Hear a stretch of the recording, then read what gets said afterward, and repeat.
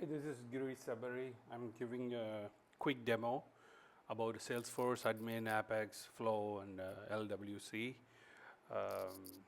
We are uh, creating a simple scenario, and we are going to showcase all this component, how it work together.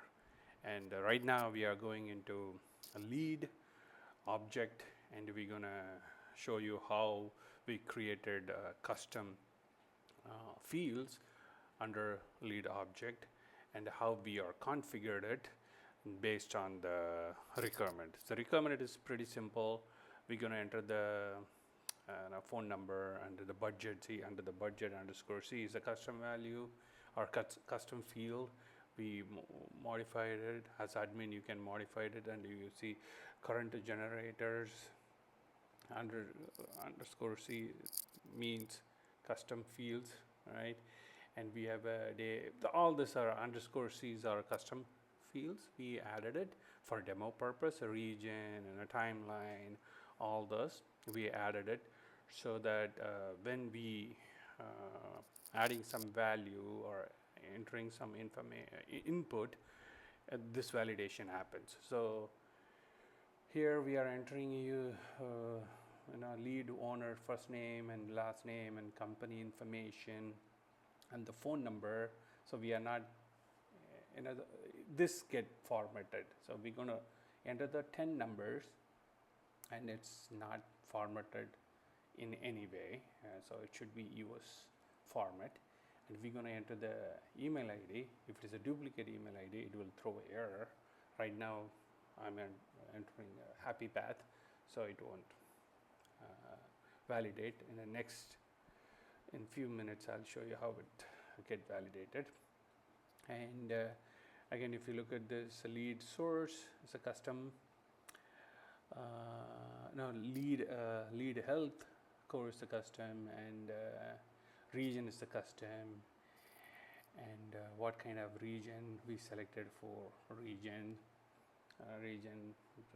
In previous organization, one city we have a multiple region. So this is the lead owner, and we are entering all this in this lead form. Look at the number, look at the email, and look at the region. So based on this input, and the validation going to happen. So validate phone format. So that's the first validation. We are doing it. See, as soon as we saved it, look at the phone validation. The format is changed.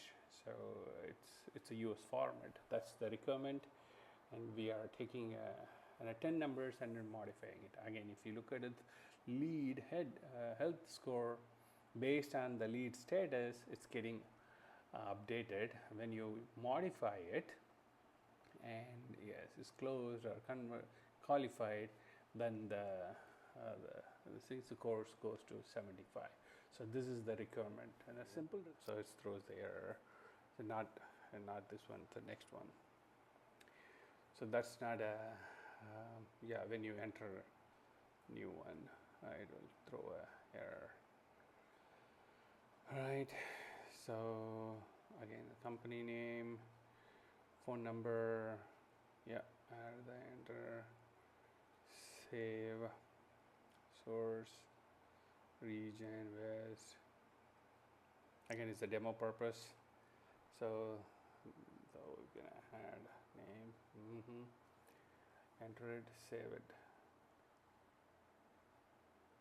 So now it's when you saving a new lead, and the duplicate email ID is getting validated. So that's one.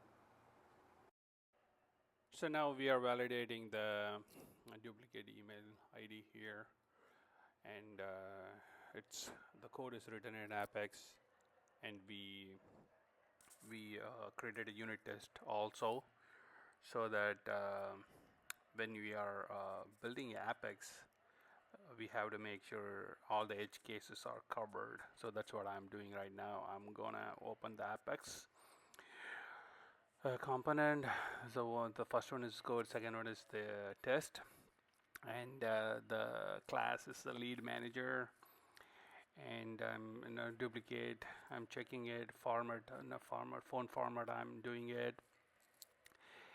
So there are two function I created, and I'll checking in a domain also, duplicate domain, all that. So once, yeah, that's a unit test, and I want to make sure it is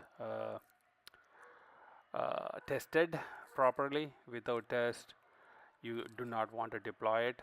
So I'm gonna run it, and then I'll show you how it is working in Apex. So that's a test run, right? And it executed properly. So the thumb rule is when you create a unit test, when you create Apex, create a unit test, make sure all the edge cases are covered. That's what this code is talking about. Now we're going to talk about flow, and because we just completed the admin as well as the Apex part of it, we did a unit test. Now we're going to go to the flow, how we configure the flow, and which is in a process automation based on the data you give or update, the user update, certain process automatically kicks in. So here the lead, it's qualified, right? That's the data, the user clicking it or entering it, and based on that data,